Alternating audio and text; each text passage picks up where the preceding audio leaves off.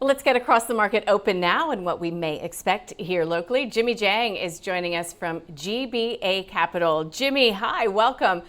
We're expecting to see another positive session here locally after a record reset on Wall Street.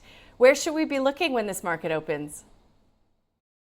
Morning, Nadine. Yes, another record high for S&P 500 and Nasdaq overnight. Largely, as usual, supported by the continued strength in the tech stocks.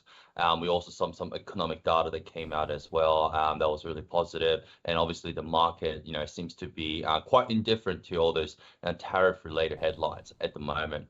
I think we need to kind of circle back to tariff now because obviously Trump announced a new round of tariffs on Brazil and copper. And, as I mentioned, markets largely shrugged off the news. The 50% tariff on the Brazilian exports and copper had a quite minimal market impact. And, that kind of shows that the market has, become somewhat desensitized to those tariff risks, obviously, largely because the investors are focusing more on those macro fundamentals and the corporate earnings momentum rather than those short-term trade noise. It's just been too loud since the beginning of this year. So, the initial jobless claim that came out was at 227,000, slightly below expectation. So that kind of supports the narrative that the US labor market remains strong, despite some of those cooling in the other areas in the economy at the moment. So that kind of reinforces that the Fed's cautious approach, but also keeps the hopes alive for a rate cut later this year as well. So a lot's happening at the moment. Yeah, and we did hear from 3 Fed speakers overnight, 2 of which are seemingly chomping at the bit to get going in this rate cutting cycle. We had US dollar strength, but the Aussie outperformed as well. So some really interesting dynamics to get us started here locally. I suppose, Jimmy, it's no big stretch to say that the copper miners will still be in focus given the fact that we're still being dictated by tariff headlines, and copper rose 2.5% overnight. Absolutely. Look, copper, I think, seems to be the focus right now, especially where all this kind of inflationary risk is coming through, looming towards the Aussie market. It's now a lot of the financial sector as well has been too overvalued, and we saw a lot of movements over the last few weeks of the funds coming out from the financial sector and coming into the mineral sector at the moment.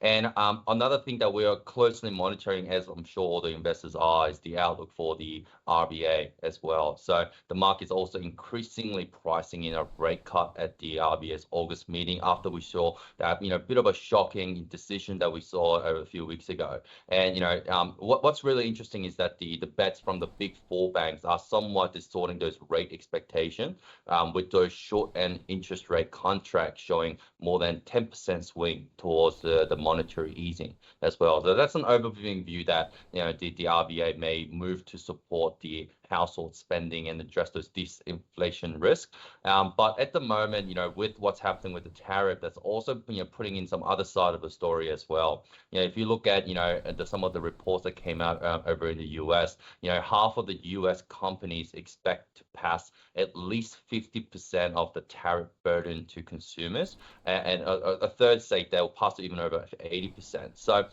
I'm not sure how that's going to impact the RBA decision in terms of the inflation risk coming towards Australia as well. So it's really kind of going to be pretty volatile with what's happening with what's happening in terms of the inflation side. But at the same time, like you mentioned, Nadine, the fundamentals of Australian mining companies are very strong. A lot of gold companies as well is showing some good production as well. So I think we're pretty confident in the mineral sector at the moment. Okay, interesting. So we'll keep an eye on that.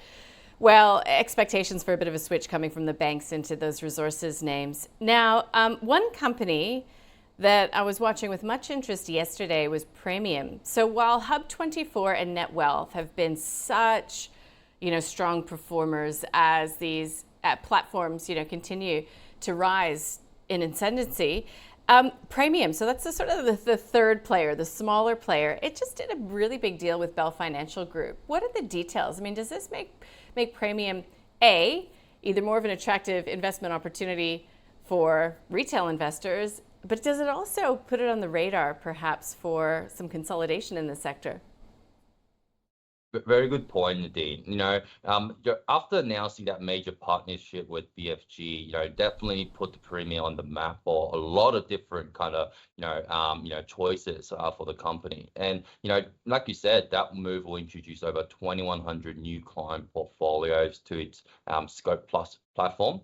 And that kind of equates to, roughly about 23% boost to the service. So post onboarding, they are forecasting about 10% increase in funds under administration to about $68.3 billion, which is a huge given your Premier has been kind of relatively modest kind of organic growth in recent years. And, that's a strong validation of their tech and the platform appeal. So look, the question down comes to the retail investors is, how much of an exposure do you have in these sort of kind of companies in your portfolio? Because like we mentioned, we are seeing a lot of the huge undervalued kind of companies in the mineral sector. But if you are too exposed in the mineral sector and would like to get some early start onto these type of premium kind of companies, it's probably a fantastic news or music to the ears for a lot of investors to jump on right now. So it's definitely a great buy for the businesses for the investors out there, and it's probably going to be showing some good valuation over the next 6 to 12 months. All right. Look, that's premium.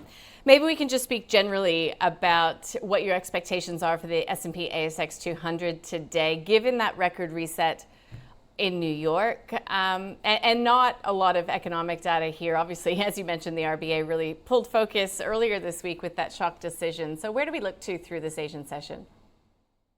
Yeah, look, I think one of the things we are kind of slowly finding out after talking to a lot of fund managers and different wealth managers as well. It's a bit of a kind of slow session, at least for today or over the next few weeks, with a lot of the kind of school holidays, and also a lot of the fund managers are going off the after financial year holiday as well. So we're slowly seeing that the market activities are slowing down in the corporate side as well. So I think this is probably also a good time for retail investors to kind of reevaluate their portfolio, because there's not that much activities happening, at least for the next few weeks. So it'll be a calm egg for the market, and unless we see something kind of unexpected over in the US, coming through in tonight's session and on Monday, it will be a good time to really focus on how can I position my portfolio ahead of the next 2 to 3 months, because we're going to see a lot of influx of the funds coming back into the market in a few months' time, especially with a lot of that. We also saw the ATO kind of releasing a record data of people claiming tax as well. So, some of the non-discretionary sectors might also have some really good results over the next few months as well. So I think it's a good time for retail investors to really kind of position themselves as to what they want to do in the next few months to make sure that their portfolio is well positioned over the market. So it will be a pretty quiet day, at least for the day, and then maybe in a few weeks' time as well.